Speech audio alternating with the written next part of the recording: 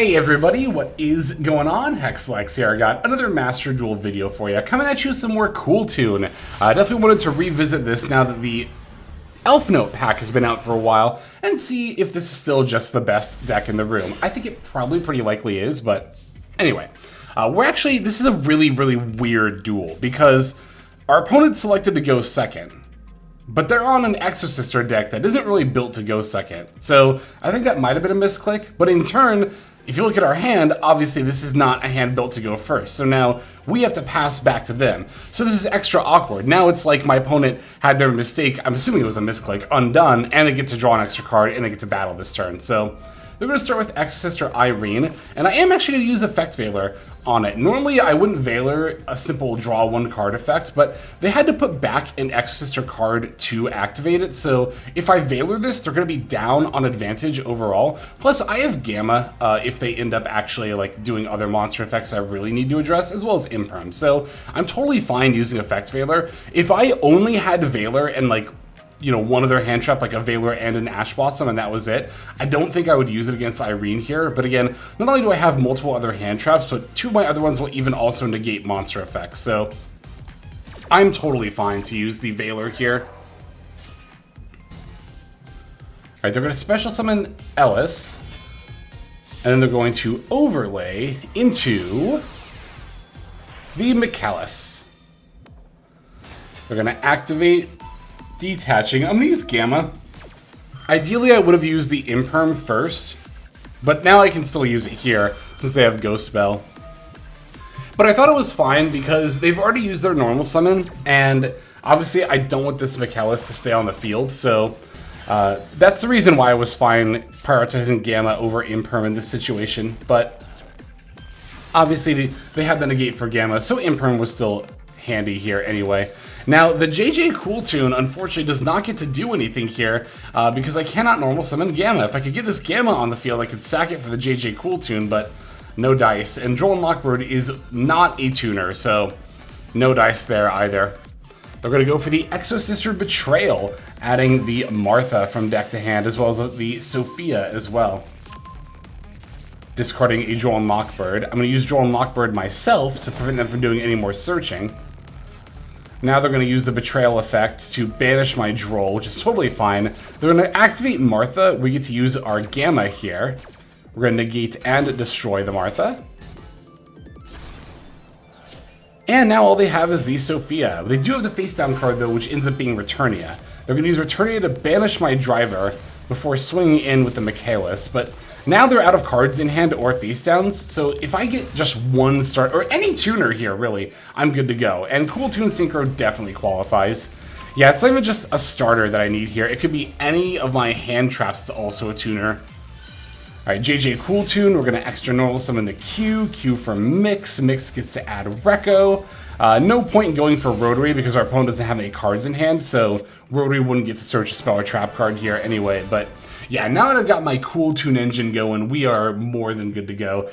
Even if I wasn't able to OTK there, which I actually don't know if I would have been able to, I don't think so. But even if I wasn't able to, like, we have more than enough bodies now to not only take care of our opponent's whole board, leaving them in total top deck mode, but then of course we will be fine to OTK on the follow-up turn. So there we are.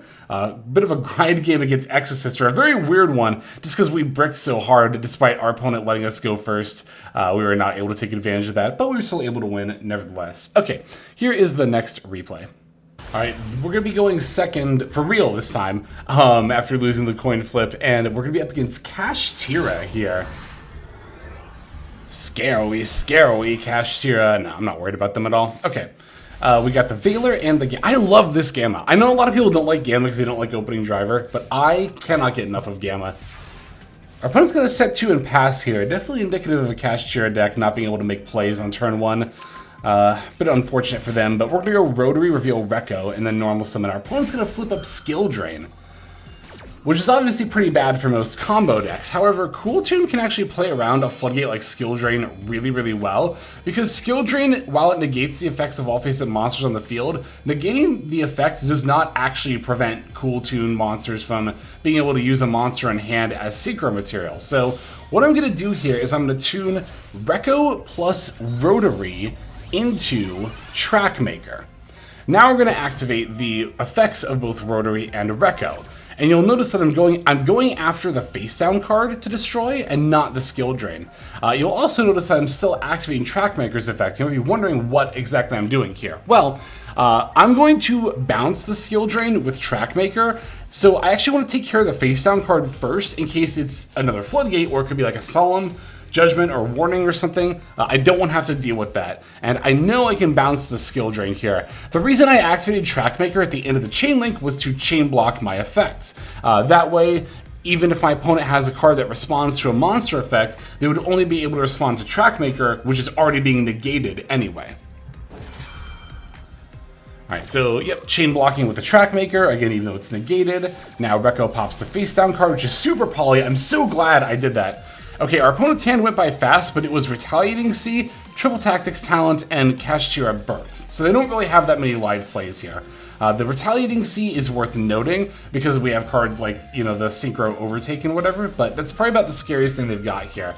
And again, I can't emphasize this enough. I'm so glad I popped the face down card when I did, because this Super Poly would have been brutal, but potentially brutal.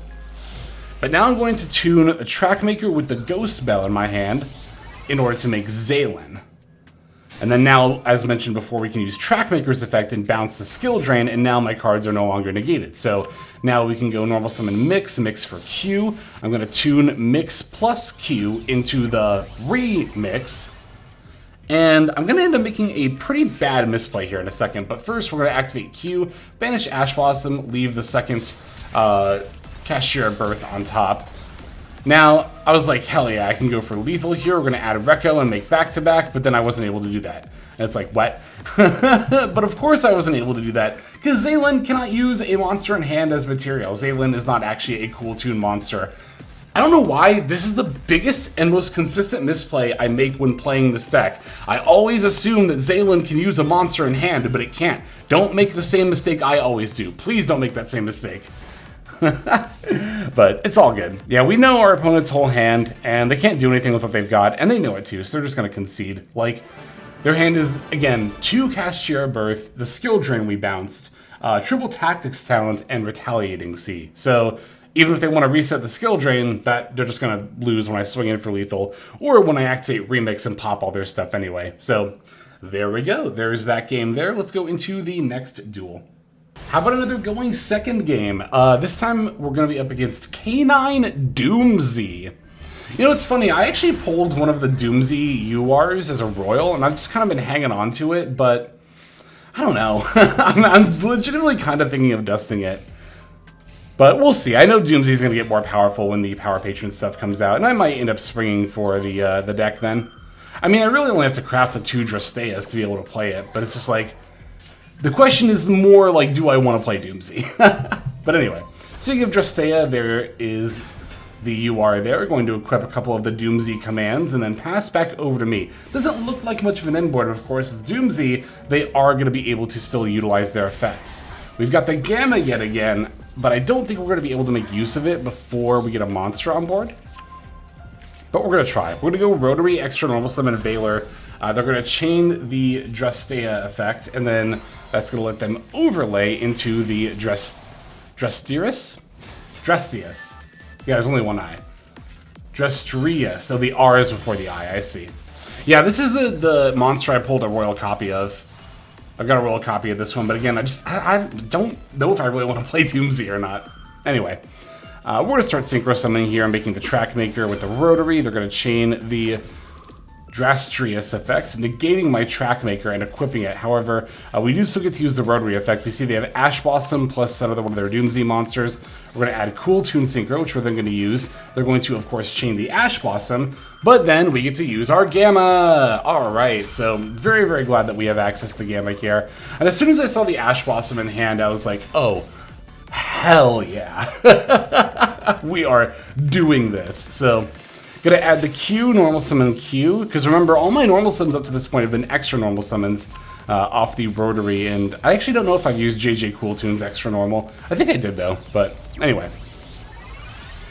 Now we're gonna make the RS, giving us access to a negate. Now, the Drastrius here does get to activate. Of course, as mentioned, we are going to use the RS, but we don't get to target the Drastrius. I don't know, is it the equip spell that it has as a material? Yeah, okay, that's what it is. That's why I wasn't able to target it.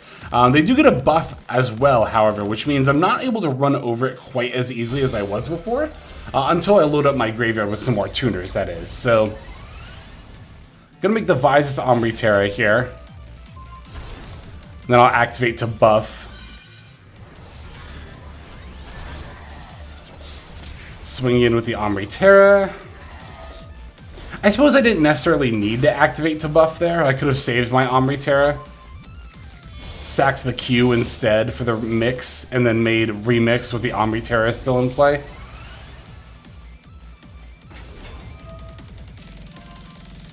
Yeah, and as soon as I see Angelica's Angelic Ring on top, I'm like, yep, that is going to stay right there. So now we know the last two cards in their hand are the Angelic Ring we put on top of their deck, as well as the DoomZ 7. I think they had another copy of that. And we can just negate that with the RS. So, yeah, pretty easy dub there. Got one last replay for you before we check out the deck list.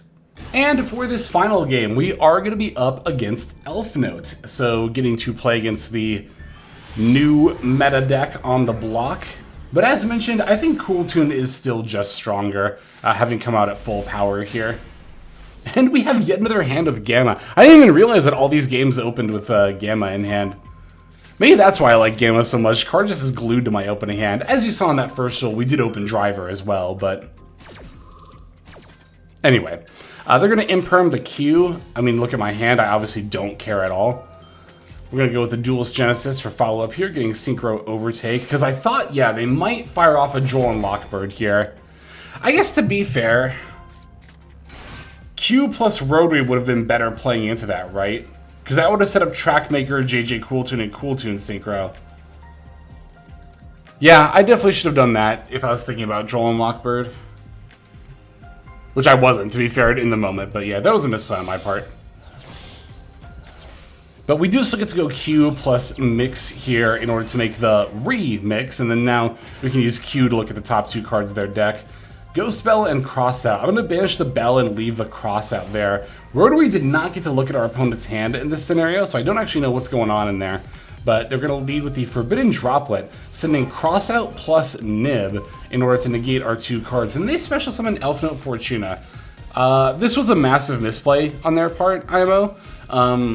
Because Fortuna is not full combo by herself. So I think they should have probably just set Droplet and then passed and tried to top deck another card. Of course, like, against Cooltoon, do you really have that option? Because, like, one Droplet's not enough to stop me from comboing it, and I'm absolutely going to loop back into the queue and keep stacking the top of their deck. So, unfortunately, I think my opponent, just given the matchup here and their hand in the scenario, is just kind of an unwinnable game state. Which I definitely understand why people get frustrated playing against Cooltoon for that reason. The Perfect Knowledge, not even just the hand, but even the top of the deck alone in this case, is often enough to just shut out games completely by itself. So, alright, yeah, we're going to go Recco plus Rotary into the Trackmaker.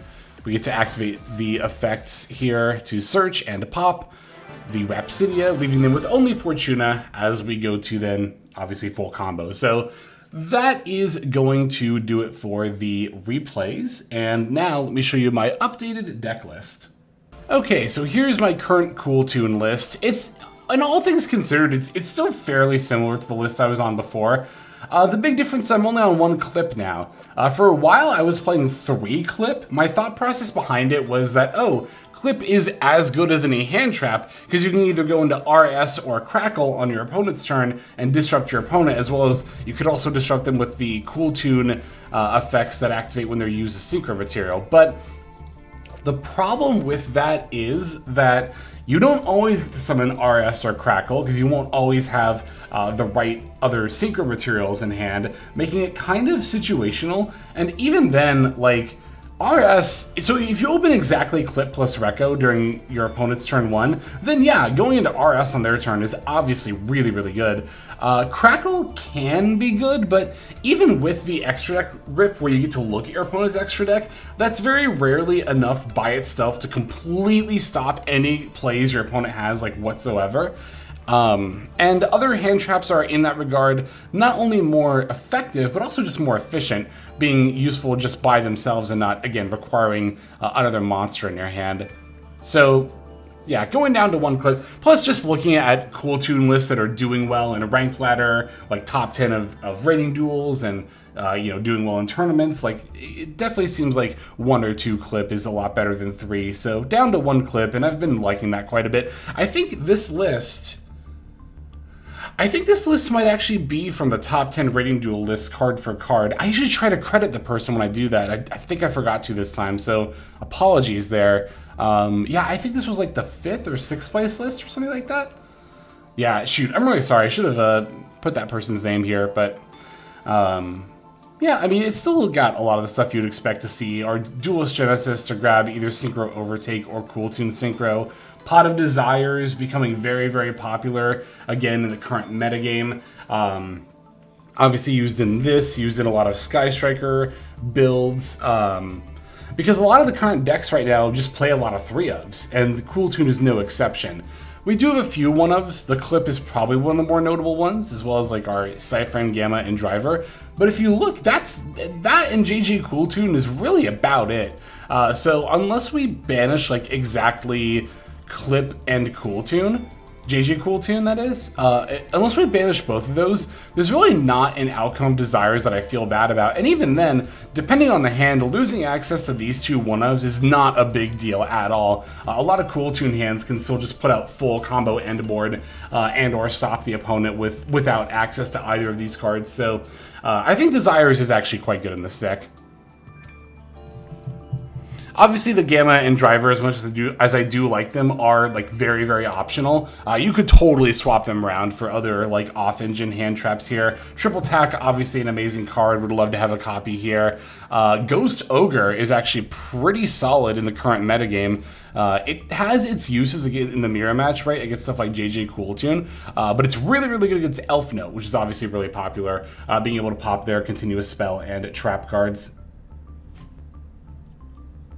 Also, Ogre is actually useful against the mirror match, not just for the field spell, but for the monsters as well, right? Like, if they lead Normal Summon Reco and activate, I guess to be fair, they're going to add Rotary, which could extra normal summon, but unless they have another Cool Tune extender, that would be the end of their combo line, because remember, if you negate a Cool Tune monster's effect, like even with something like Valor or Imperm, it can still use a monster from the opponent's hand as material, or from the opponent's hand, Jesus, from your hand as a material, right? However, if you were to destroy that monster, just get it off the field entirely, they're no longer able to use it as a material. So, in a lot of ways, Ogre tends to be really good against Cool Tune for that regard as well. So definitely another off-engine sort of hand trap you could be considering. Ghost Warner seemed to be popular for a minute. I kind of think this was a holdover from Paper Play. I get why people were playing Ghost Warner, but I think there are just better off-engine hand traps here. I love Gamma. I love this card. This card is so good. And it's not even just in Cool Tune. If you historically go back and look at like top 10 rating duel lists from seasons past, you'll often see a lot more people playing Gamma at the highest part of ranked ladder than you do anywhere else. I think because a lot of people realize that like Gamma's really good, and yeah, you'll draw drivers sometimes, but I'm telling you, the times you resolve Gamma will make every time you've opened driver worth it. I swear it is. At least it has been for me, but as you can see, Gamma also likes me and is glued to like almost every one of my opening hands, so maybe I'm speaking with a little bit of bias here. Anyway, I think that's going to go ahead and do it for this one. Thank you so very much for watching. As always, super appreciate you watching all the way up till the very end. Why don't we go ahead and move to the outro now so we can thank our YouTube members and Patreon subscribers. Hey everybody, Hexlex here. Thank you so very much for watching all the way to the very end of the video, which by the way is one of the best ways to support the channel. Speaking of supporting the channel, take a look at the names on screen. These are folks who have been so generous as to either join as a YouTube member or subscribe over on patreon.com/Hexlex to support. There's also perks for doing so.